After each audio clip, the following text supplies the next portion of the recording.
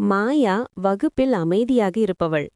அவள் எப்போதும் தனது பாடங்களை முடித்து விடுவாள். பிரச்சனை எதையும் உருவாக்க மாட்டாள். ஆனால் அவள் மேசைக்கு அருகே யாராவது திடீரென வேகமாக நகர்ந்தால் அவள் உடல் சற்றே துடித்துக் கொள்ளும்.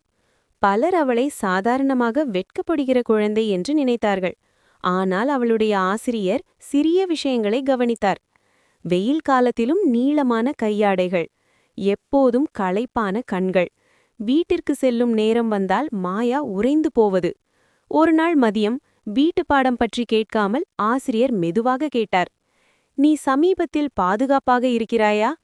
மாயா உடனே பதில் சொல்லவில்லை. சில நொடிகள் கழித்து அவள் மெதுவாக தலையசைத்தாள், "இல்லை."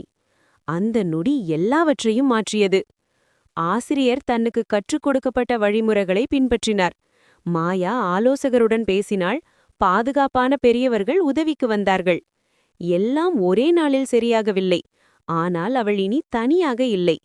பல ஆண்டுகள் கழித்து மாயா சொல்லுவாள், "யாரோ என்னை கவனித்த நாள் என் வாழ்க்கை மீண்டும் தொடங்கிய நாள்."